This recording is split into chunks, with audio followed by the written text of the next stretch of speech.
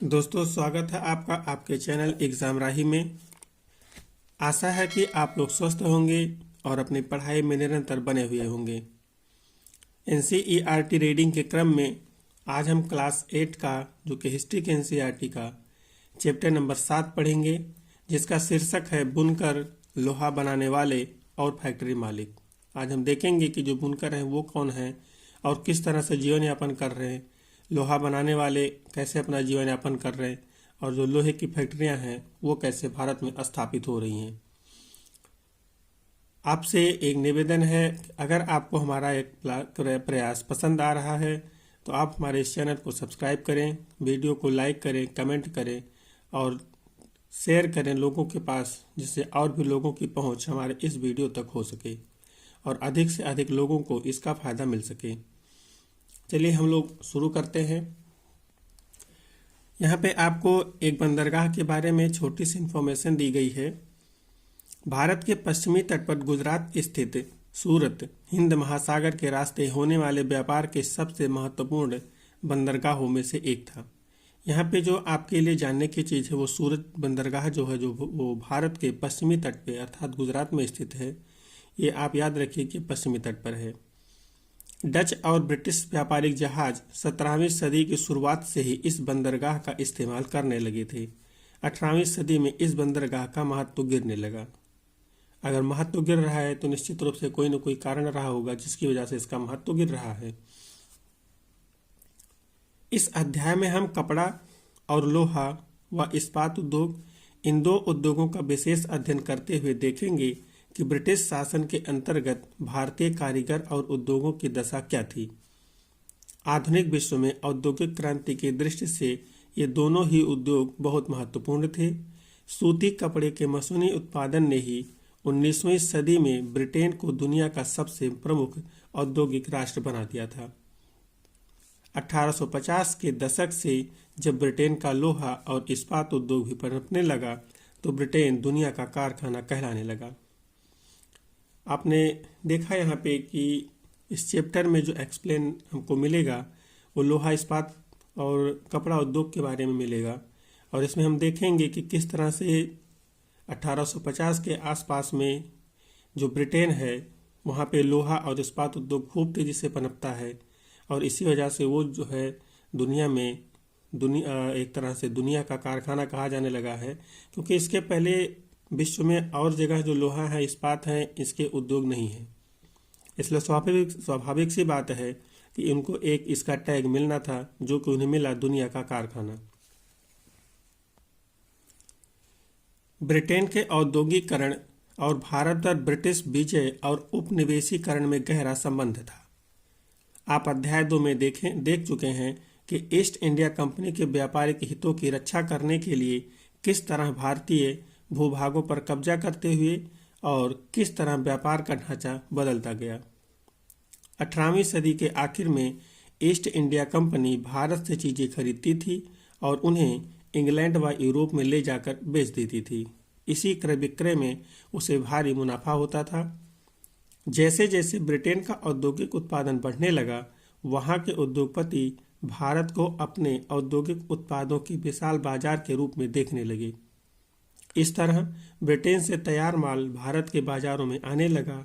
इससे भारतीय शिल्पों और उद्योगों पर किस तरह के असर पड़े, प्रस्तुत अध्याय में हम इसी सवाल पर चर्चा करेंगे।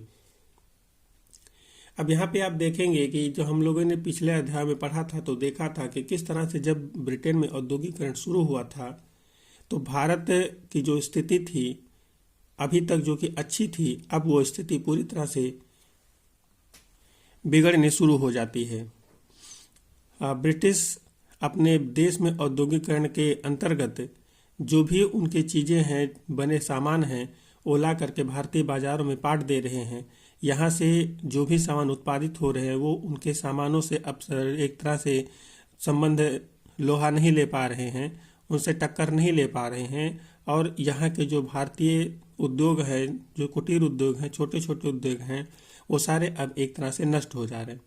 आपने देखा था कि किस तरह से तमाम सारे जो मजदूर हैं वो पलायन कर जाते हैं इधर उधर उनकी रोजी रोटी खत्म हो जाती है, वनों में उनकी तमाम तरह से समस्याएं आती हैं, उनको अपने जंगलों के अधिकार छोड़ने पड़ जाते हैं, क्योंकि अब जो ब्रिटिश है उनको जंगल की लकड़ियों की ज़रूरत है और वहाँ पर उनको कुछ विकसित कार्य करने के लिए जगह की ज़रूरत है। तो इस तरह से आपने देखा था कि उनके यहाँ जो औद्योगिकरण हो रहा था उसके चक्कर में ही भारत की जो दशा थी और भी बिगड़ गई थी। तो यहाँ हम इस चैप्टर में देखेंगे कि किस तरह से यहाँ के जो उद्योग धंधे थे वो चौपट हुए और किस तरह से उनकी जो औद्योगिक क्रांति थी वो दिन प्रतिदिन फूलती रही। भारतीय कपड़े और विश्व बाजार। हम देखेंगे कि जो भारतीय कपड़ा है वो विश्व बाजार में अपनी क्या स्थिति रखता है। आइए पहले कपड़ा उत्पादन पर नज़र डालें। बंगाल पर अंग्रेजों की विजय से पहले 1750 के आसपास भारत पूरी दुनिया में कपड़ा उत्पादन के क्षेत्र में औरों से कोसों आगे था। हमने आपको बताया था कि जब इंग्लैंड में ब्रिटिश एक तरह से औद्योगिक क्रांति शुरू हो रही है, उस समय तक भारत की जो स्थिति है बहुत ही मजबूत है, लेकिन उसी के बाद से भारत की स्थिति बिगड़नी शुरू हो जाती है। 1750 के आसपास तक भारत का जो स्थिति है बहुत ही मजबूत है। भारतीय कपड़े लंबे समय से अपनी गुणवत्ता और बारीक कारीगरी के लिए दुनिया भर में मशहूर थे। दक्षिण पूर्वी एशिया तथा पश्चिमी एवं मध्य एशिया में इन कपड़ों का भारी व्यापार था। 16वीं शताब्दी से यूरोप की व्यापारिक कंपनियां यूरोप में बेचने के लिए भारतीय कपड़े खरीदने लगी थीं। इन फलते फूलते व्यापार और भारतीय बुनकरों के हुनर की यादें अंग्रेजी और अन्य भाषाओं के बहुत सारे शब्दों में आज भी जिंदा हैं। ऐसे शब्दों की जड़ों को ढूंढना और उनके अर्थ को जानना बड़े मज़ेदार है। अब हम लोग यहाँ पे देख रहे हैं कि किस तरह से जो भारतीय कपड़े का व्यापार है वो अलग अलग क्षेत्रों में है। दक्षिण पूर्व एशिया में है और अलग अलग क्षेत्र में जावा, सुमात्रा, पेनांग के आदि क्षेत्रों में जो भारतीय कपड़े का व्यापार है वो हो रहा है। शब्दों में इतिहास छुपा है। हम लोग देखते हैं कि किस तरह से शब्दों में इतिहास छुपा होता है। यूरोप के व्यापारियों ने भारत से आया बारीक सूती कपड़ा सबसे पहले मौजूदा इराक के मोसूल शहर में अरब के व्यापारियों के पास देखा था। इसी आधार पर वे बारीक बुनाई वाले सभी कपड़ों को मसलिन कहने लगे। मसलिन अर्थात मलमल, जो मलमल के कपड़े होते थे उनको मसलिन कहा जाने लगा। और जो यूरोपीय व्यापारी हैं उन्होंने जो भारतीय कपड़े को देखा था, भारतीय सूती कपड़े को देखा था जो कि बहुत उच्च कोटि का होता था, वो इराक में देखा था, इराक के मोसूल शहर में देखा था, जिसमें कि अरब व्यापारी जो थे वो इस कपड़े का व्यापार कर रहे थे। जल्द ही यह शब्द खूब प्रचलित हो गया। मसालों की तलाश में जब पहली बार पुर्तगाली भारत आए तो उन्होंने दक्षिणी पश्चिमी भारत में केरल के तट पर कालीकट में डेरा डाला। आपको याद होगा पुर्तगालियों ने सबसे पहले जो भारत में कदम रखा था वो केरल के कालीकट तट पर रखा था। यहाँ पर उन्होंने अपनी फैक्ट्री बनाई थी और यहाँ से ही इन्होंने अपना व्यापार शुरू किया था। यहाँ से वे मसालों के साथ साथ सूती कपड़ा भी लेते गए। कालीकट से निकले शब्द को कैलिको कहने लगे। बाद में हर तरह के सूती कपड़े को कैलिको ही कहा जाने लगा। अब आप देख रहे हैं जो एक कैलिको शब्द आपको मिल रहा है ये किस चीज़ के लिए यूज हो रहा है। तो जो कैलिको शब्द है ये कालीकट जो है, जो कि आज कलकत्ता हो गया है, उसे ही कैलिको कहा जाता था। चूँकि कैलिको शब्द जो था वो कालीकट से ही निकला था, इसीलिए बाद में जो सूती कपड़े थे उनको भी कैलिको ही कहा जाने लगा, क्योंकि पुर्तगालियों ने सबसे पहले जो सूती कपड़े का व्यापार शुरू किया था वो सूरत के कालीकट से ही शुरू किया था। ऐसे बहुत सारे शब्द हैं जो पश्चिमी बाजारों में भारतीय कपड़ों की लोकप्रियता की कहानी कहते हैं। चित्र 3 में आप एक ऑर्डर बुक का पन्ना देख सकते हैं जिसे 1730 में ब्रिटिश ईस्ट इंडिया कंपनी ने कलकत्ता स्थित अपने नुमाइंदों के पास भेजा था। बही के मुताबिक उस साल के कपड़े के 5,89,000 थानों का ऑर्डर मिला था। यदि आप इसी बही खाते के पन्नों को पलटते तो आपको पता चलता कि उसमें सूती और रेशमी कपड़े की 98 किस्मों का जिक्र किया गया है। यूरोपीय व्यापारी उन्हें पीस गुड्स कहते थे, जो आमतौर पर 20 गज लंबा और 1 गज चौड़ा थान होता था। अब आप यहाँ पे देख रहे हैं कि एक आर्डर मिला है, उसमें इतना लंबा आर्डर मिला था और उसमें लगभग 98 किस्मों का जिक्र किया हुआ है। आप इस तरह से आप अंदाज़ा लगा सकते हैं जो भारतीय सूती कपड़ा है, सूती उद्योग है, वो किस तरह से अपने आप को पूरे विश्व पे कायम बनाए हुए है। और कहीं न कहीं जो उसके कपड़े हैं, आपने पीछे देखा कि जिस बाज़ार में भी जाते हैं वहाँ पे उनकी मांग बढ़ जाती है। इससे उनकी क्वालिटी का अंदाज़ा लगाया जा सकता है। आइए अब इसी बही में दी गई विभिन्न किस्मों के नामों को देखें। थोक में जिन कपड़ों का आर्डर दिया गया था उनमें छापेदार सूती कपड़े भी शामिल थे। उन्हें ये व्यापारी सिंट से कोसा और बंडाना कहते थे। अब यहाँ पे आप ध्यान रखिएगा, सिंट जो है, कोसा जो है और बंडाना है, ये किस संदर्भ में आया है, तो ये छापेदार सूती कपड़े के संदर्भ में यूज किया जा रहा है। इसको आप ध्यान रखिए। क्या आप जानते हैं कि अंग्रेजी का सिंट जिस शब्द कहाँ से आया? जी हाँ, यह हिंदी के छींट शब्द से निकला है। आपने छींट शब्द अपने गांव में, अपने घरों में जरूर सुना होगा। यहाँ से ही सिंट शब्द निकला था। हमारे यहाँ छींट रंगीन फूल पत्तियों वाले छोटे छापे के कपड़ों को कहा जाता है। 1680 के दशक तक इंग्लैंड और यूरोप में छापेदार भारतीय सूती कपड़े की मांग पैदा हो चुकी थी। आकर्षक फूल पत्तियों, बारीक रेशे और सस्ती कीमत की वजह से भारतीय कपड़े का एक अलग ही रुतबा था। इंग्लैंड के रईस ही नहीं बल्कि खुद महारानी भी भारतीय कपड़ों से बने परिधान पहनती थीं। भारतीय कपड़ों की जो एक डिमांड है, वो इस बात से आप अंदाज़ा लगा सकते हैं कि जो ब्रिटेन की महारानी हैं वो भी भारतीय कपड़े ही पहनना पसंद कर रही हैं। इसमें और चीज़ें जैसे ऐसा कुछ नहीं जिसको और भी एक्सप्लेन किया जाए, इसलिए हम यहाँ पे इसको सिर्फ पढ़ते हुए निकल रहे हैं। बंडाना शब्द का इस्तेमाल गले या सिर पर पहनने वाले चटक रंग के छापेदार गुलू बंद के लिए किया जाता था। अब यहाँ पे बंडाना शब्द भी आप याद रखिएगा, ये जो है सिर पर या गले में पहना जाता था। यह शब्द हिंदी के बांधना शब्द से निकला है। इस श्रेणी में चटक रंगों वाले ऐसी बहुत सारी किस्म के कपड़े आते हैं जिन्हें बांधने और रंगसाजी की विधियों से ही बनाया जाता था। बही में कई दूसरी तरह के कपड़ों का भी जिक्र है जिनका नाम उनके जन्म के स्थान के अनुसार लिखा गया है। कासिम बाजार, पटना, कलकत्ता, उड़ीसा, चारपुर आदि। इन शब्दों के व्यापक प्रयोग से पता चलता है कि दुनिया के विभिन्न भागों में भारतीय कपड़े कितने मशहूर हो चुके थे। आप देखेंगे कि जिस क्षेत्र से जिस कपड़े को उठाया जा रहा है या जिस क्षेत्र में जो कपड़ा मिल रहा है उस कपड़े को वहीं का ही नाम दे दिया जा रहा है। जैसे कासिम बाजार हो गया, पटना हो गया, कलकत्ता हो गया आदि। यूरोपीय बाजारों में भारतीय कपड़ा, हम यहाँ पे देखेंगे कि जो यूरोपीय बाजार हैं उसमें भारतीय कपड़े किस तरह से पहुंच रहे हैं और वहाँ पे उनकी क्या डिमांड है। 18वीं सदी की शुरुआत तक आते आते भारतीय कपड़े की लोकप्रियता से बेचैन इंग्लैंड के ऊन व रेशम निर्माता भारतीय कपड़ों के आयात का विरोध करने लगे।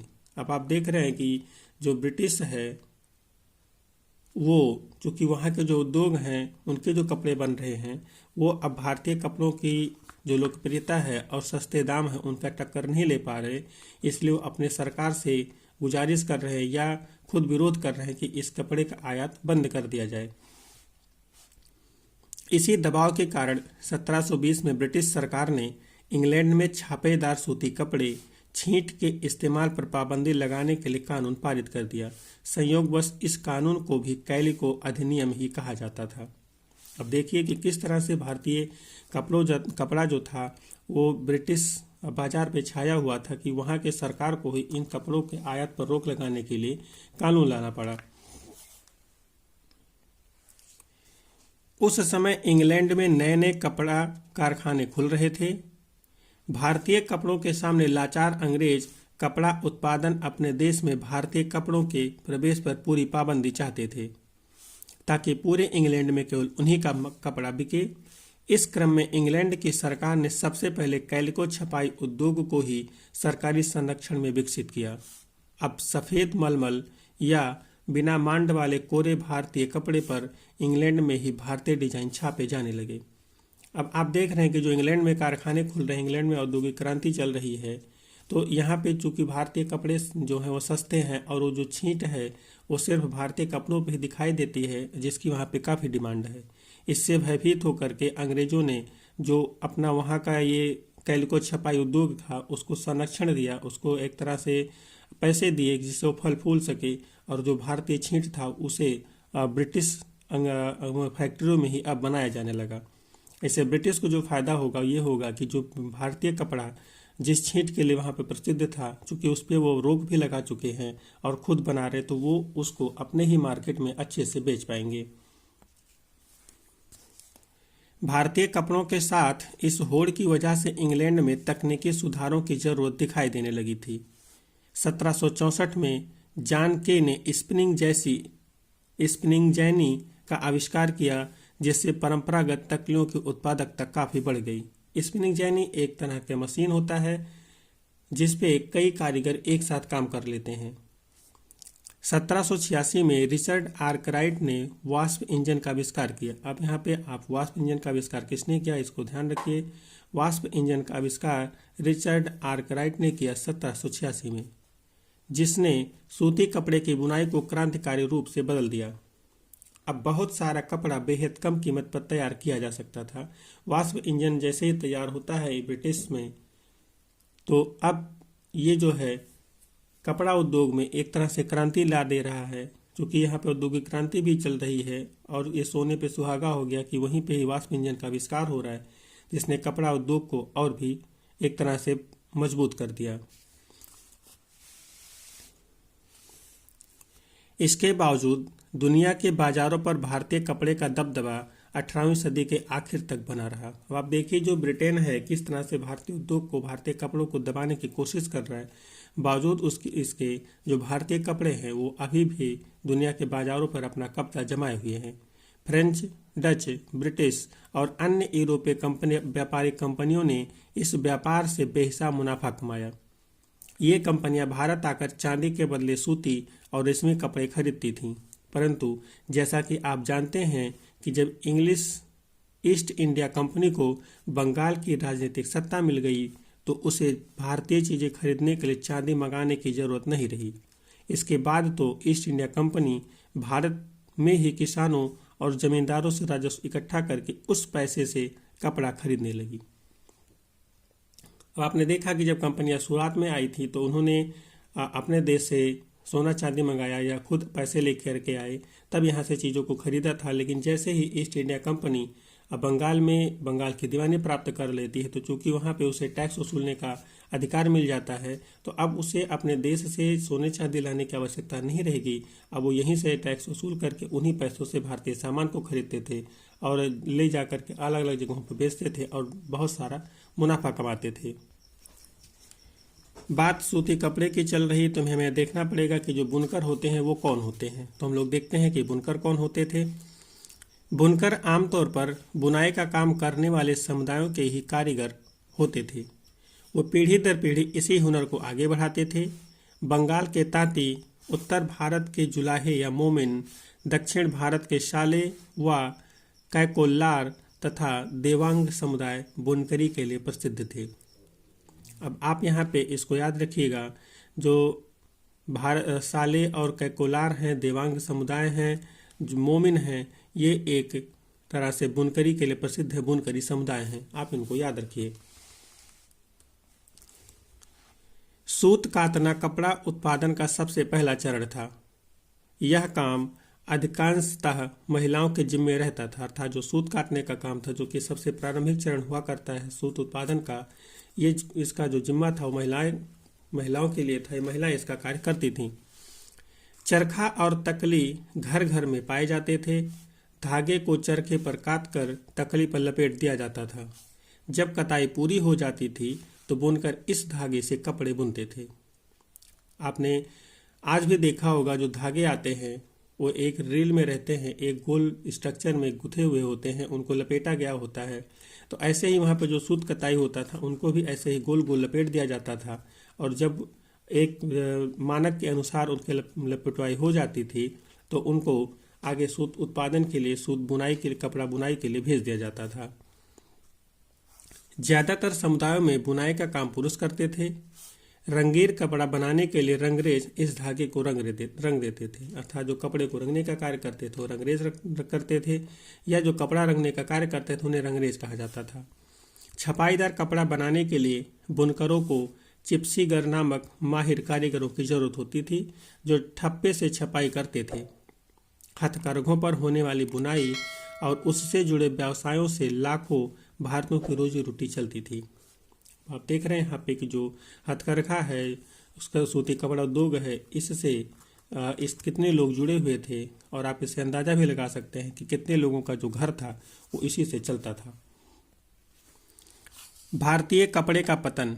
अभी तक आपने देखा कि जो भारतीय कपड़ा है वो किस तरह से यूरोपीय बाजार और दुनिया के सभी बाजारों पे छाया हुआ है, किस तरह से उससे उस खुद के देश से ही टक्कर नहीं ले पा रहे हैं। खासकर ब्रिटिश के संदर्भ में बात करें तो उसके जो कपड़ा उत्पादक हैं वो भी भारतीय कपड़ों का एक तरह से टक्कर नहीं ले पा रहे थे, तो वहाँ के सरकार को कानून बनाना पड़ा था और भारतीय कपड़ों के आयात को रोकना पड़ा था। साथ ही ऐसे उद्योगों को संरक्षण देना पड़ रहा था जो भारतीय कपड़ों के जैसा कपड़ा बना रहे थे। लेकिन अब हम लोग देखते हैं कि भारतीय कपड़े उद्योग जो है उसका पतन किस तरीके से होता है। ब्रिटेन में सूती कपड़ा उद्योग के विकास से भारतीय कपड़ा उत्पादकों पर कई तरह के असर पड़े। पहला, अब भारतीय कपड़े को यूरोप और अमेरिका के बाजारों में ब्रिटिश उद्योगों में बने कपड़ों का मुकाबला करना पड़ता था। अब आप देखेंगे कि जैसे ही ब्रिटेन में औद्योगिक क्रांति होती है, वहाँ पे कपड़ा उत्पादन शुरू होता है, कपड़ा उत्पादन को संरक्षण मिलता है, तो कहीं ना कहीं उनके कपड़े अब उनके बाजार से निकल करके अलग अलग बाजारों में पहुँच रहे हैं। तो अब स्थिति ये उत्पन्न हो रही है कि जो भारतीय कपड़े हैं उनको अब जो ब्रिटिश उद्योग में बने कपड़े हैं उनसे मुकाबला करना पड़ रहा है। और दूसरा असर जो पड़ रहा है, भारत से इंग्लैंड को कपड़े का निर्यात मुश्किल होता जा रहा था क्योंकि ब्रिटिश सरकार ने भारत से आने वाले कपड़े पर भारी सीमा शुल्क थोप दिए थे। अब आप देखेंगे कि जो दूसरा असर पड़ रहा है भारतीय उद्योग पर, वो अब जो ब्रिटेन को वो कपड़ा निर्यात करते थे अब वो नहीं कर पा रहे क्योंकि ब्रिटिश ने भारतीय कपड़ों पे जो सीमा शुल्क है उसको बढ़ा दिया है। और सीमा शुल्क बढ़ाने का सबसे बड़ा फायदा जो ब्रिटिश को होगा वो बिना निर्यात रोके निर्यात अपने आप रुक जाएगा। क्योंकि अगर आप कह करके निर्यात रोकते हैं, एक तरह से एकदम से पाबंदी लगा देते हैं, तो कहीं ना कहीं आपके खिलाफ जो है वो विद्रोह की स्थिति उत्पन्न हो जाएगी। लेकिन अगर आप उस पर टैक्स बढ़ा दें तो चीज़ें अपने आप महंगी हो जाएंगी, लोकल का सामान सस्ता हो जाएगा, तो आप वहाँ पे महंगा सामान ले जाके नहीं बेच सकते। तो यही ब्रिटिश ने किया भारतीय कपड़ों के साथ, इसमें इतना ज़्यादा सीमा शुल्क लगा दिया कि ब्रिटिश बाजार में अब नहीं पहुँच पा रही है। की शुरुआत तक भारतीय कपड़े को अफ्रीका, अमेरिका और यूरोप के परंपरागत बाजारों से बाहर कर दिया था। इसी वजह से हमारे यहाँ के हजारों बुनकर बेरोजगार हो गए। अब अगर जो भारतीय कपड़ा है वो अलग अलग बाजारों में नहीं जा पा रहा है या जा रहा है तो वहाँ पे अब उससे भी सस्ते जो सामान उपलब्ध हो गए हैं, तो निश्चित रूप से उसका पतन होना तय है। इसी क्रम में जब अब वहाँ पे चूंकि कपड़े की डिमांड नहीं है तो यहाँ पे कारीगर जो है वो बेरोजगार हो जा रहे हैं। सबसे बुरी मार बंगाल के बुनकरों पर पड़ी। ब्रिटिश और यूरोपीय कंपनियों ने भारतीय माल खरीदने बंद कर दिए और उनके एजेंटों ने तयशुदा आपूर्ति के लिए बुनकरों को पेशगी देना बंद कर दिया। परेशान बुनकरों ने मदद के लिए बार बार सरकार से गुहार लगाई।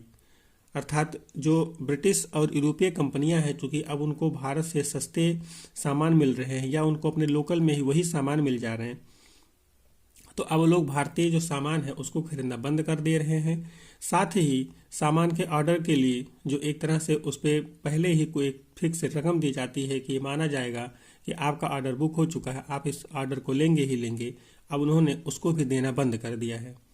तो इससे जो बुनकर हैं वो परेशान हो रहे हैं क्योंकि उनको अब एक तरह से बयाना जिसको बोल सकते हैं हम लोग, किसी सामान के लिए कुछ पैसे दे देना और उसको रोक लेना या खुद अपने लिए बनाना, जिससे जब कुछ पैसा उनको मिला होता है तो ये आशा होती है कि अब ये सामान वो लेके जाएंगे, क्योंकि उन्होंने इसके लिए कुछ ना कुछ पे किया हुआ है, और अगर नहीं ले जाएंगे तो इतना पैसा उनका चला जाएगा।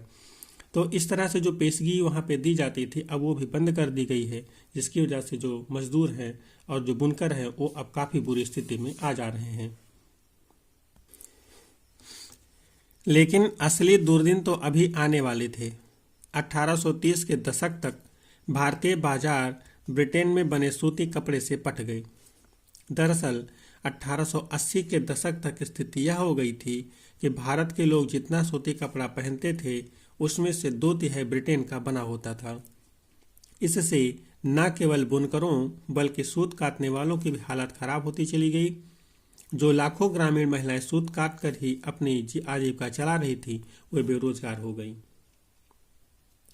अभी तक आपने देखा था जो ब्रिटिश है वो भारतीय जो सामान है सूती कपड़ा है उस पर भारी टैक्स लगा दिए हैं, जिससे ब्रिटिश बाजार में नहीं पहुंच पा रहा है। अन्य बाजार जो भारतीयों के लिए खुले हुए थे वहां पर भी ब्रिटिश ने अपने सामान बहुत ज़्यादा मात्रा में पहुंचा दिए हैं और सस्ते कर दिए हैं, तो जिससे वहां पर भी भारतीय जो सामान है उनका टक्कर नहीं ले पा रहे। लेकिन चलिए वहां पर भी कुछ ना कुछ स्थितियां तो बनी हुई थी। कम से कम भारतीय बाजार और अलग कुछ मार्केटों को मिला करके बुनकरों की जो स्थिति थी वो थोड़ी बहुत बनी हुई थी। लेकिन 1830 के आसपास तक आते आते जो ब्रिटेन था, चूंकि यहाँ की जो औद्योगिक क्रांति थी वो अपने लगभग चरम पे पहुंच चुकी थी। यहाँ पे बहुत सारे मशीनों का आविष्कार हो चुका था। आपने पीछे देखा वाष्प इंजन का आविष्कार हो चुका था। तो जो अब इनके एक तरह से उत्पादन क्षमता है वो बढ़ गया है। तो अब ये खुद का बना तैयार माल भारतीय बाजारों में ला करके भारतीय बाजारों में रख रहे हैं। तो इससे जो सबसे बड़ी दिक्कत हो रही है, क्योंकि इनके जो कपड़े हैं इन पे ब्रिटेन से ही ये कपड़े आ रहे हैं और ये यहाँ पे खुद शासन कर रहे हैं, तो उस पर कोई टैक्स तो लगेगा नहीं, और लगेगा भी तो उन्हीं को देना है, उन्हीं को लेना है, तो उससे उनके रोजगार पे कोई फर्क नहीं पड़ेगा। तो इससे जो दिक्कतें हुई वो भारतीय बाजार जो थे उसमें अब जो सूती कपड़ा था वो ब्रिटेन का जो बना सूती कपड़ा था वो आकर के पूरी तरह से पट गया, और जो अब लोग पहन रहे थे उनको भी कहीं ना कहीं अब ब्रिटिशों के द्वारा बनाए गए कपड़े पहनने पड़ रहे थे, क्योंकि वो सस्ते हो गए थे। लेकिन इससे जो परिणाम निकला वो ये निकला, यहाँ का जो सूती कपड़ा उद्योग था वो पूरी तरह से बर्बाद हो गया, और यहाँ के जो लोग थे सूती कपड़ा उद्योग से जुड़े हुए तो वो अब बेरोजगार हो गए। लेकिन भारत में हथकरघों से होने वाली बुनाई पूरी तरह खत्म नहीं हुई। इसकी वजह यह थी कि कपड़ों की कुछ किस्में मशीनों पर नहीं बन सकती थीं। भला जटिल और मनभावन किनारियों वाली साड़ी या परंपरागत बुनाई वाले कपड़े मशीनों पर कैसे बन सकते थे। इन कपड़ों की न केवल रईसों के बीच बल्कि मध्य वर्ग में काफ़ी मांग थी, और न ही ब्रिटेन के कपड़ा मिलों में वह बेहद मोटा कपड़ा बनता था जिसे भारतीय गरीब पहनते थे। कहने का मतलब यहाँ पे इतना है कि एक तरह से जो भारतीय कारीगर हैं उनकी जो छोटे कारीगर थे सूत काटने वाले थे उनकी स्थिति तो बुरी हुई, लेकिन थोड़ा सा कुछ कारीगर अभी भी बचे हुए हैं जिनकी स्थिति बुरी नहीं हुई है। उसका कारण यही था कि जो बहुत ही महीन धागे का उत्पादन कर रहे थे या बहुत महीन धागों से कलाकारियाँ बना रहे थे, बुनाई कर रहे थे, वो मशीनों पे अभी नहीं हो पा रही थी, ये अभी भी हाथ से हो रही थी। तो इनकी कुछ स्थितियाँ अच्छी बनी रहीं। साथ ही जो मोटा कपड़ा था वो भी अभी मशीनों में नहीं बन रहा था। तो ऐसे लोग जो इन उद्योगों से जुड़े हुए थे इनकी भी स्थितियाँ अभी भी थोड़ी सी अच्छी बनी हुई हैं। लेकिन अगर आप ओवरऑल देखेंगे तो जब 100 में से 60-70 की स्थिति बुरी हो जाए तो अगर 30 की अच्छी स्थिति भी बनी हो तो उसको अच्छी स्थिति नहीं कहा जा सकता।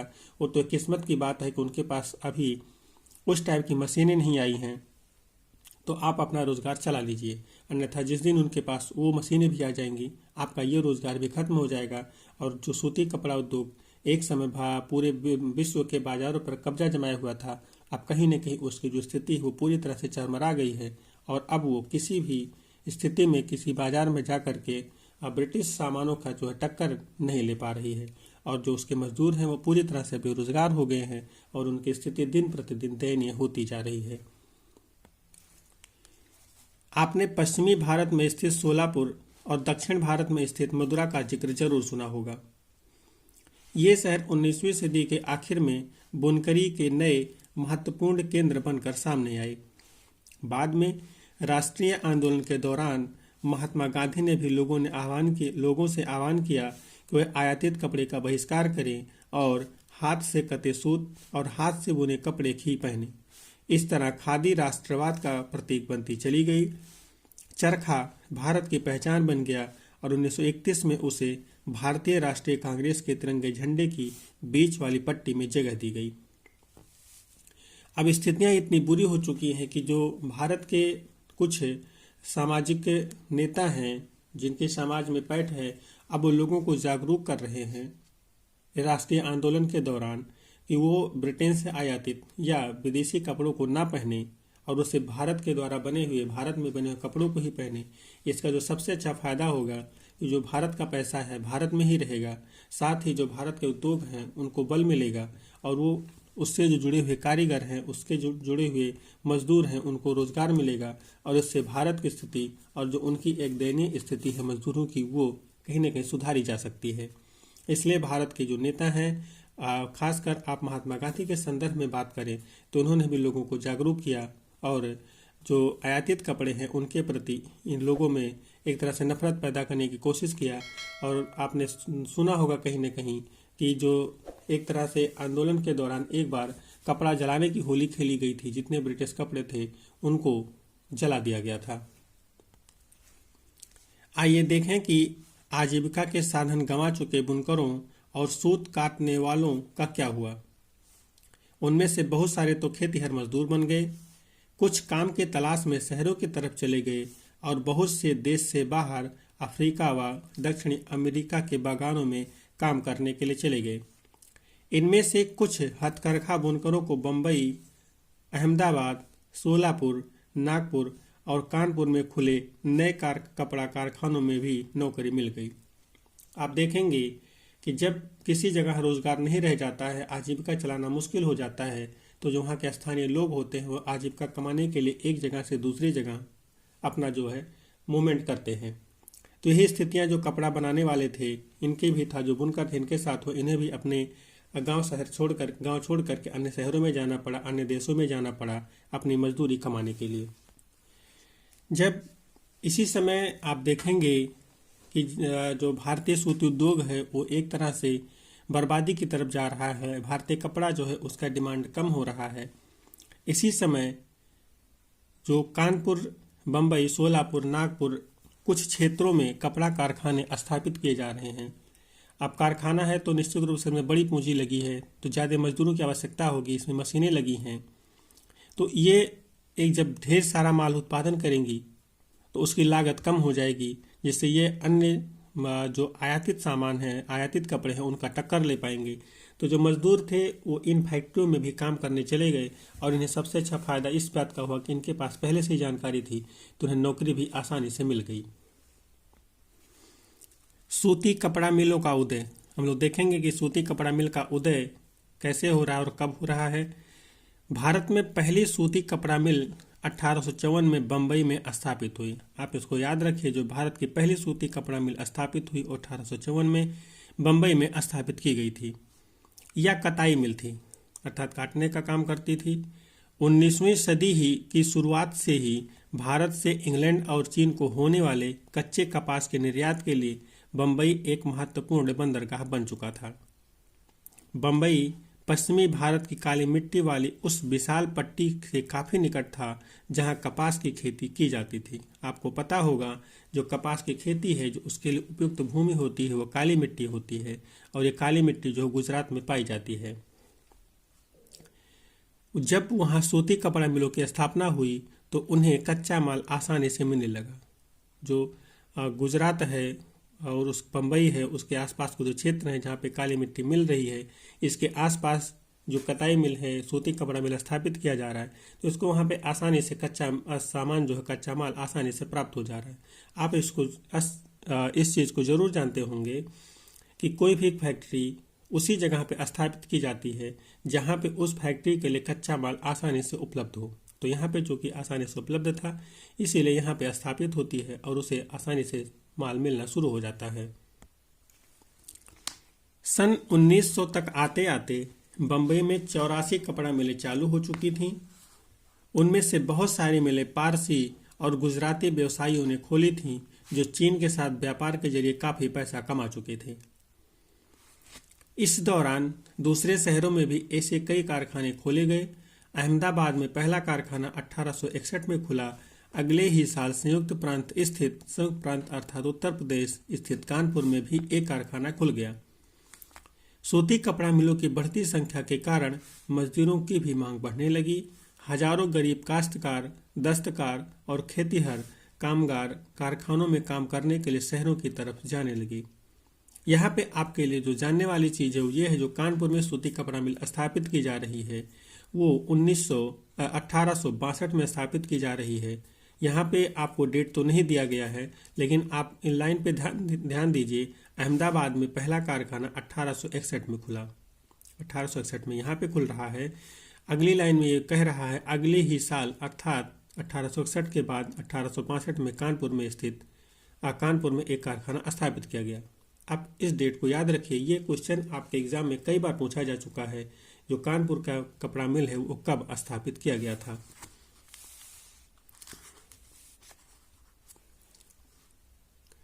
प्रारंभिक कुछ दशकों के दौरान भारतीय कपड़ा कारखानों को बहुत सारी समस्याओं से जूझना पड़ा। सबसे पहली समस्या तो यही थी कि इस उद्योग को ब्रिटेन से आए सस्ते कपड़ों का मुकाबला करना पड़ता था। ज़्यादातर देशों में सरकारें आयातित वस्तुओं पर सीमा शुल्क लगाकर अपने देश में औद्योगिकरण को बढ़ावा देती थीं।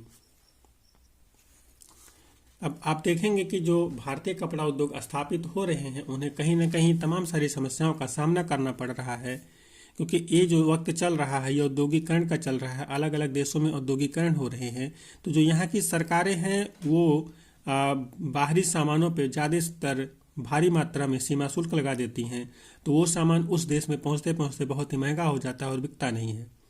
लेकिन भारत के संदर्भ में दिक्कत ये थी कि यहाँ पे ब्रिटिश का एक तरह से राज्य था, तो वो किसी भी सिचुएशन में अपने सामान को यहाँ पर बेचने से उन्हें कोई दिक्कत नहीं था, हिचकते नहीं थे। और वो अपने सामानों पे तो आयात शुल्क नहीं लगाते थे, लेकिन जो भारत से सामान निर्यात होते थे उस पर भारी शुल्क लगा देते थे, जिससे कहीं ना कहीं यहाँ के जो उद्योग धंधे थे उन पर बहुत बुरा असर पड़ रहा था। इससे प्रतिस्पर्धा खत्म हो जाती थी और संबंधित देश को नवजात उद्योगों को संरक्षण मिल जाता था। जो भी देश यहाँ पे बाहरी सामानों पे ज़्यादा टैक्स वसूल कर रहे हैं, उनके जो छोटे उद्योग भी हैं उनको अब एक तरह से बल मिल रहा है, क्योंकि उनके सामान जो हैं वो अगर सस्ते हैं या महंगे हैं, लेकिन उनका किसी से कोई टक्कर नहीं है। परंतु औपनिवेशिक भारतीय सरकार ने स्थानीय उद्योगों को आमतौर पर इस तरह की सुरक्षा नहीं दी। लिहाजा भारत में औद्योगिक सूती वस्त्रोत्पादन की पहली बड़ी लहर प्रथम विश्व युद्ध के समय दिखाई दी, जब ब्रिटेन से आने वाले कपड़े की मात्रा में काफ़ी कमी आ गई और सैनिक ज़रूरतों को पूरा करने के लिए भारतीय कारखानों से कपड़े का उत्पादन बढ़ाने की मांग की जाने लगी। भारत के जो वस्त्रोद्योग थे उनका जो एक कह सकते हैं अच्छा समय आया, वो तब आया जब प्रथम विश्व युद्ध 1914 में शुरू हो जाता है। अब चूंकि ब्रिटेन युद्ध में उलझा हुआ है, उसके जो सामान हैं अब भारत में पहुंचने में दिक्कत हो रही है और कहीं ना कहीं जो तमाम साजो सामानों की पूर्ति है वो नहीं हो पा रही है। तो इससे जो भारतीय उद्योग हैं अब इनको फलने फूलने का मौका मिल रहा है, और जो भारत में कपड़े ब्रिटेन से आ रहे थे जिसकी वजह से ये उनसे टक्कर नहीं ले पा रहे थे, अब वो भी कम हो गए हैं, तो उनका भी अब यहाँ पे जो एक तरह से पैठ है वो बनना शुरू हो जा रहा है। साथ ही जो सैनिक ज़रूरतों के सामान हैं उनको पूरा करने के लिए भारतीय कपड़े के जो मिल हैं उन पे अब एक तरह से जोर डाला जा रहा है या उन पे उनके उत्पादन को खरीदा जाने लगा है। तो इससे जो भारतीय कपड़ा उद्योग हैं उनको अब बहुत ही फायदा मिल रहा है और वो एक तरह से अब वो उभरना शुरू हो चुके हैं। टीपू सुल्तान की तलवार और उट स्टील, यहाँ पे हम टीपू सुल्तान की तलवार के में जो स्टील है लगा हुआ है, आज उसी के संदर्भ में कुछ बात करेंगे। भारतीय इस्पात और लौह धातु कला की कहानी हम टीपू सुल्तान के एक मशहूर किस्से से शुरू करते हैं। ये वही टीपू सुल्तान हैं जिन्होंने 1799 तक मैसूर पर शासन किया और अंग्रेजों से 4 लड़ाइयाँ लड़ी। आंग्ल मैसूर युद्ध के नाम से लड़ाइयाँ प्रसिद्ध हैं और हाथ में तलवार लिए लड़ते लड़ते मारे गए। टीपू की विश्वविख्यात तलवारें आज इंग्लैंड के संग्रहालयों की बहुमूल्य संपत्ति हैं। लेकिन क्या आप जानते हैं कि टीपू की तलवार इतनी खास क्यों थी। दरअसल इस तलवार की धार इतनी सख्त और पैनी थी कि वह दुश्मन के लौह कवच को भी आसानी से चीर सकती थी। इस तलवार में यह गुण कार्बन की अधिक मात्रा वाली उट्ज नामक स्टील से पैदा हुआ था, जो पूरे दक्षिण भारत में बनाया जाता था। अर्थात जो उट्ज नामक स्टील है वो पूरे दक्षिण भारत में बनाया जाता था, और यही टीपू सुल्तान के तलवार में लगा होने से एक जो खास बात हो जाती थी कि जो उनकी तलवार थी वो किसी भी सैनिक के जो उनकी ढाल होती है या उनका लौह कवच होता उसको भी चीर देती थी। इसी वजह से क्योंकि जो उट्ज था ये उसको बहुत ही अधिक शार्पनेस प्रदान करता था।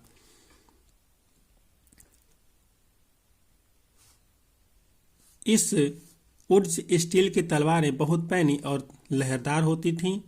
इनकी यह बनावट लोहे में गड़े कार्बन के बेहद सूक्ष्म कणों से पैदा होती थी। अर्थात इनकी यहाँ पे हम खास बात देख रहे हैं, जो उसमें बहुत सूक्ष्म कण होते हैं लोहे के। लोहे में भी अलग अलग किस्म पाई जाती हैं, तो ये बहुत ही बेहतरीन किस्म का लोहा था, जिसकी वजह से ये इसे बहुत ही अधिक शार्पनेस प्रदान कर देता था। टीपू सुल्तान के मृत्यु के एक साल बाद 1800 में मैसूर की यात्रा करने वाले फ्रांसिस बुकानन ने इस बात का ब्यौरा दिया है कि मैसूर की सैकड़ों प्रगलन भट्टियों में उट्ज स्टील किस तरह बनाया जाता था। प्रगलन भट्टी मतलब होता है जहाँ पे चीज़ों को गलाया जाता है, लोहे को गलाया जाता है और उससे नए सामान बनाए जाते हैं। इन भट्टियों में लोहे के काठ कोयले के साथ मिलाकर मिट्टी की छोटी छोटी हंडियों में रख दिया जाता था। तापमान के जटिल उतार चढ़ाव को नियंत्रित करते हुए प्रगालक इस्पात की सिल्लियाँ तैयार कर लेते थे, जिनका न केवल भारत बल्कि पश्चिमी और मध्य एशिया में भी तलवार बनाने के लिए इस्तेमाल किया जाता था। जो भारत में इस्पात तैयार हो रहे हैं उनसे भारत के साथ साथ पश्चिमी और मध्य एशिया में भी तलवार बनाने का कार्य किया जा रहा है। इससे आप अंदाज़ा लगा सकते हैं कि जो भारतीय इस्पात था वो किस उच्च कोटि का रहा होगा कि अलग अलग देश भी उसी को इस्तेमाल कर रहे थे। वुट्ज असल में कन्नड़ शब्द उक्कू, तेलुगु शब्द हुक्कू और तमिल व मलयालम शब्द उरुक्कू यानी स्टील का ही एक बिगड़ा हुआ अंग्रेजी रूप है। अर्थात भारत में अलग अलग क्षेत्रों में इसे अलग अलग नामों से जाना जा रहा है। भारतीय उट्ज स्टील ने यूरोपीय वैज्ञानिकों को काफ़ी आकर्षित किया था। विश्वविख्यात वैज्ञानिक और बिजली व विद्युत चुंबकत्व का आविष्कार करने वाले माइकल फैराडे, अब आप यहाँ पे माइकल फैराडे को याद रखिए, जो विद्युत चुंबकत्व का है उत्पादन जिन्होंने किया, बिजली व विद्युत चुंबकत्व का उत्पादन किया, वो माइकल फैराडे हैं, ने भारतीय उट्ज स्टील की विशेषताओं का 4 साल तक अध्ययन किया। परंतु दक्षिण भारत में इतनी प्रचलित उट्ज स्टील निर्माण प्रक्रिया 19वीं सदी के मध्य तक आते आते पूरी तरह से लुप्त हो चुकी थी। क्या आप बता सकते हैं ऐसा क्यों हुआ? भारत पर अंग्रेजों की जीत के साथ ही यहाँ का तलवार और दक्षिण और हथियार उद्योग समाप्त हो गया और भारतीय कारीगरों द्वारा बनाए गए लोहे और इस्पात का स्थान इंग्लैंड से आए लोहे और इस्पात ने ले लिया। आंग्ल मैसूर युद्ध जब होता है तो चूंकि यहाँ के जो लोग थे इस तरह के लोहे का ज़्यादा इस्तेमाल कर रहे थे, तो अभी तक इनको बढ़ावा मिल रहा था, लेकिन उनके हारने के बाद में अब इनका भी जो एक तरह से बढ़ावा था वो खत्म हो गया। और अब जो 19वीं सदी है इसके मध्य तक आते आते 1850-60 तक आते आते जो ये उद्योग था ये भी भारत में पूरी तरह से एक चौपट हो गया। और अब इन उद्योगों में बनने वाले जो सामान थे इनका स्थान इंग्लैंड से आए सामानों ने ले लिया। गांव की उजड़ी भट्टियाँ, अर्थात गांव की जो भट्टियाँ होती थी जिसमें लोहा पिघलाने का कार्य किया जाता था और उनसे सिल्लियाँ बनाने का कार्य किया जाता था, अब वो किस तरह से उजड़ गई हैं। उट्ज स्टील उत्पादन के लिए लोहे के परिशोधन की बेहद परिष्कृत तकनीक की जरूरी थी, परंतु भारत में 19वीं सदी के अंत तक लोहे का प्रगलन एक सामान्य गतिविधि थी।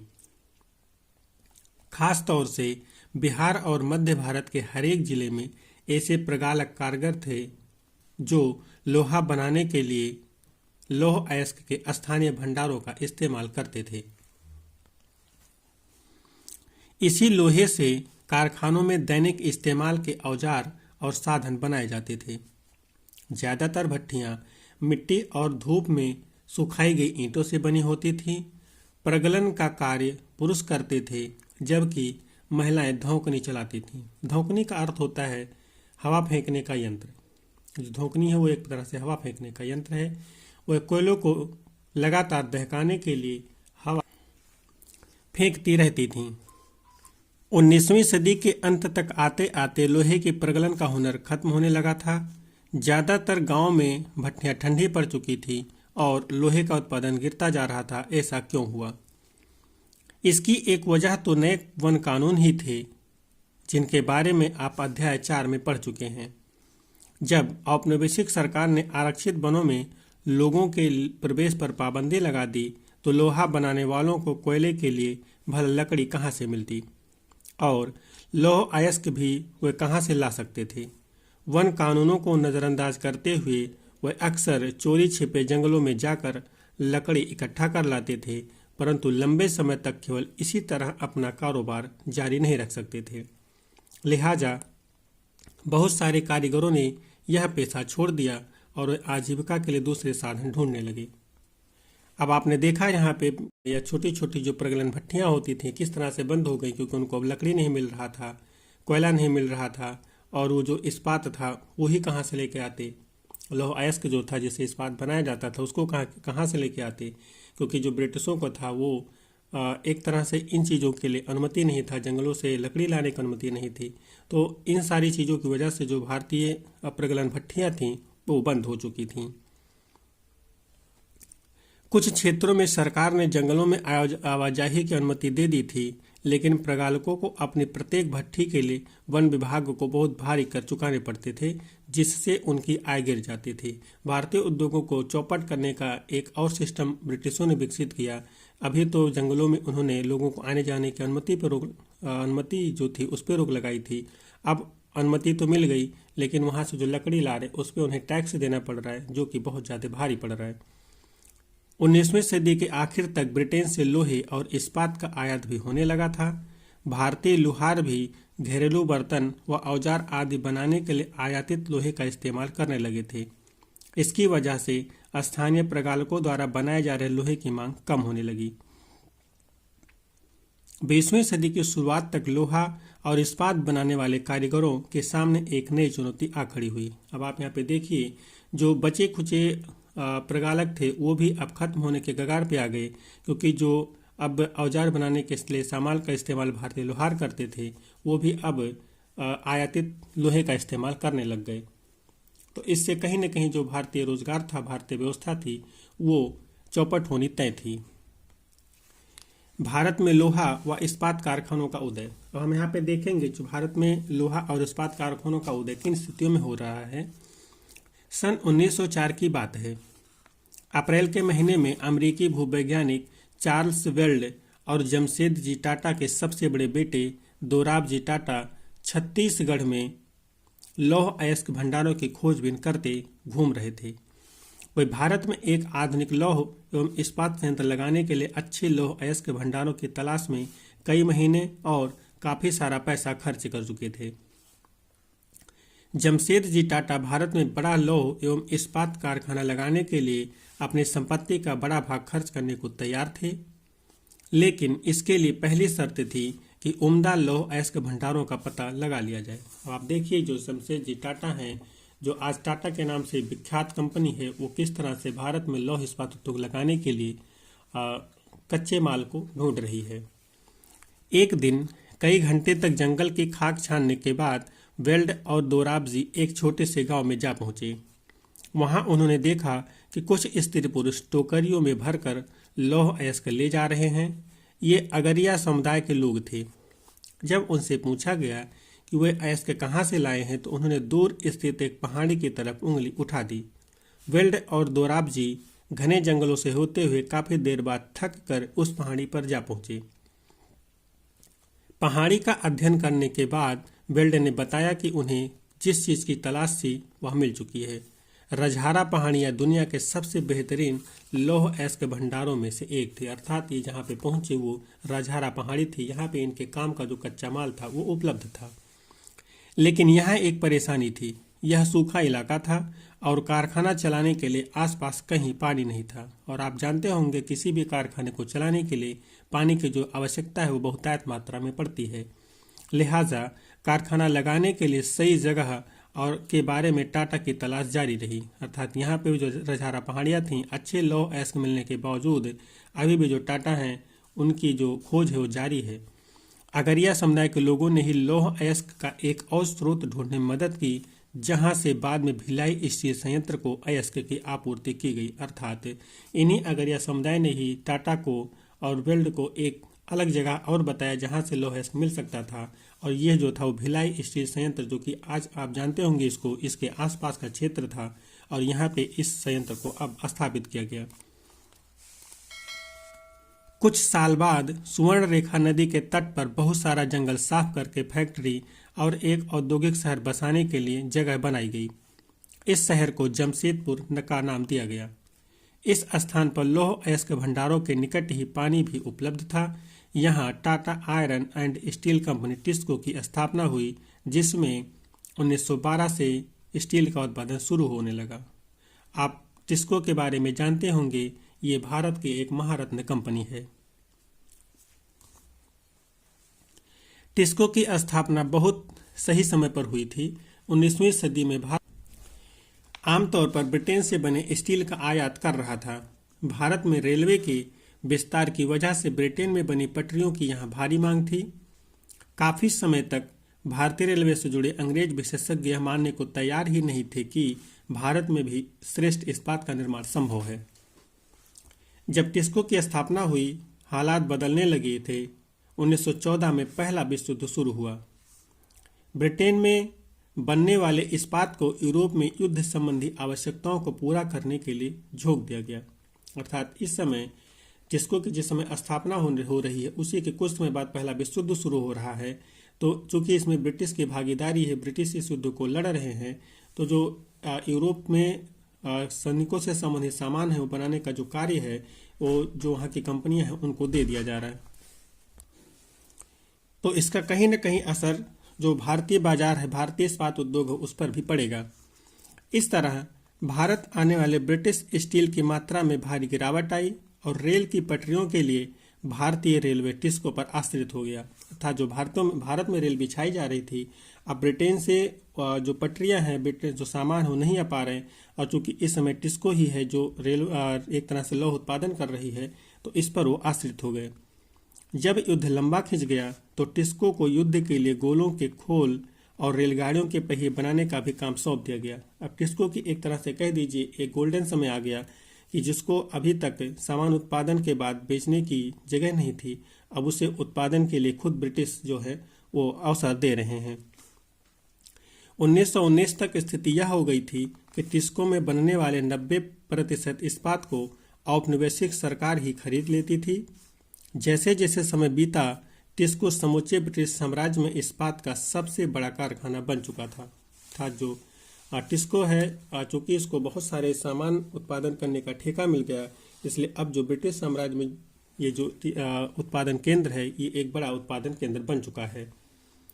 सूती कपड़े की तरह लोहे व इस्पात के मामले में भी औद्योगिक विस्तार तभी शुरू हुआ जब भारत में ब्रिटिश आयात गिरने लगा और भारत औद्योगिक वस्तुओं की मांग में इजाफा हुआ। ये बदलाव पहले विश्व युद्ध के दौरान और उसके बाद सामने आए। जैसे जैसे राष्ट्रीय आंदोलन विकसित हुआ, औद्योगिक वर्ग ताकतवर होता गया और सरकारी संरक्षण की मांग बुलंद होती गई। भारत पर अपना नियंत्रण बनाए रखने के लिए संघर्षरत ब्रिटिश सरकार को औपनिवेशिक शासन के आखिरी दशकों में इनमें से बहुत सारी मांगें माननी पड़ी। अब आप देखेंगे जो विश्व युद्ध हो रहा है, वहाँ पे जो टिस्को है वो एक तरह से अपने आप में मजबूत बनकर उभर रही है। साथ ही अब विश्व युद्ध के बाद तमाम सारी चीज़ें भारत में बदल रही हैं। यहाँ के लोग भी अब उनको संरक्षण देने की मांग कर रहे हैं, और चूंकि अब अंग्रेज कहीं न कहीं कुछ न कुछ कमज़ोर स्थिति में आ चुके हैं, तो उन्हें भी अब यहाँ के लोगों की जो बातें हैं वो मानने के लिए विवश होना पड़ रहा है। और यही भारत के लिए, भारत के उद्योगों के लिए एक तरह से अपॉर्चुनिटी थी कि अपने आप को आगे खड़ा कर सके। तो इस तरह से हमने देखा कि किस तरह से लड़ते भिड़ते गिरते पड़ते भारतीय अर्थव्यवस्था जो थी, भारतीय उद्योग जो थे, भारतीय कुटीर उद्योग थे, वो कभी गिर रहे हैं, कभी खड़े हो रहे हैं, और कहीं ना कहीं एक वक्त तक वो उनकी जो स्थिति थी वो बहुत ही बुरी हो जाती है। इस तरह हम इस चैप्टर के एंड में आ चुके हैं और अब हम यहाँ के इस चैप्टर के क्वेश्चंस को देख लेते हैं। यहाँ पे क्वेश्चन के दौर में देखते हैं, फिर से याद करिए। इसमें आप देखेंगे यूरोप में किस तरह के कपड़ों की मांग थी, इसको हमने देखा है। जामदानी क्या था, बंडाना क्या था, अगरिया कौन थे, ये सारी चीज़ें हमने पीछे देखी हुई हैं। यहाँ पे आप देखिए रिक्त स्थानों की पूर्ति करना है, इनको आप पूर्ति करिए। आप देखिए यहाँ पे टीपू सुल्तान के बारे में हमने पीछे देखा था, उसके तलवार के बारे में देखा था। तो टीपू की तलवार स्टील की बनी होती थी। आपको यहाँ पे बताना है कि कौन सी स्टील की बनी हुई थी। जैसा कि हर चैप्टर के एंड में मैं आपसे बोलता हूँ कि आपको इन क्वेश्चंस को इस चैप्टर के आधार पर करना चाहिए। अगर आपको रिक्त स्थान भरने के लिए दिया गया तो आपको उसको करना चाहिए। अगर आपको fill in the blanks match करने के लिए दिए गए हैं तो मैच करना चाहिए। सही गलत दिए गए हैं, ट्रू फॉल्स दिए गए हैं तो उसको करना चाहिए। साथ ही अगर लिखने के लिए दिया गया है तो आप उनको 150 से 200 शब्दों में लिखने का प्रयास जरूर करिए। जो भी आप लिखिए पर लिखिए। लिखने से आपकी जो माइंड की क्षमता है, माइंड का शार्पनेस है, किसी चीज़ को लेकर के, किसी क्वेश्चन को लेकर के वो उसके प्रति ढलता है और उन्हीं चीज़ों को ही सिर्फ बाहर निकालता है जो आपके उस क्वेश्चन के लिए इम्पोर्टेंट होते हैं। तो आप लिखने का प्रयास जारी रखिए। आपको खुद अपने आप में एक समय के बाद में बदलाव महसूस होगा। तो इस तरह हम इस चैप्टर के बिल्कुल एंड में हैं। आपने सभी क्वेश्चन को देख लिया, चैप्टर को देख लिया, चैप्टर के पॉइंट को देख लिया और आपको अब जो होमवर्क है वो खुद करना है। मैं सिर्फ आपको बोल सकता हूँ, करना आपको है। इस तरह से हमारा चैप्टर नंबर 7 खत्म होता है। आशा है कि आपको हमारा ये प्रयास पसंद आ रहा होगा। अगर आप हमारे इस प्रयास को पसंद कर रहे हैं तो आप हमारे इस वीडियो को और भी लोगों तक पहुंचाएं, चैनल को सब्सक्राइब करें, वीडियो को लाइक करें और कमेंट सेक्शन में ज़रूर बताएं कि आपको अपने पढ़ाई में और क्या समस्याएं आ रही हैं और आप हमसे और किस हेल्प की उम्मीद करते हैं। साथ ही अगर आपको किसी और लेवल पर दिक्कत आ रही तो आप कमेंट करके बता सकते हैं। हमारे जो भी सिस्टम है उसमें अगर आपकी उस समस्या का समाधान किया जा सकेगा तो जरूर ही किया जाएगा। इसी आशा और विश्वास के साथ कि आप लोग स्वस्थ हैं और अपनी पढ़ाई में निरंतर आगे भी बने रहेंगे, चैनल को सपोर्ट करते रहेंगे। मिलते हैं अगले वीडियो में, तब तक के लिए जय हिंद।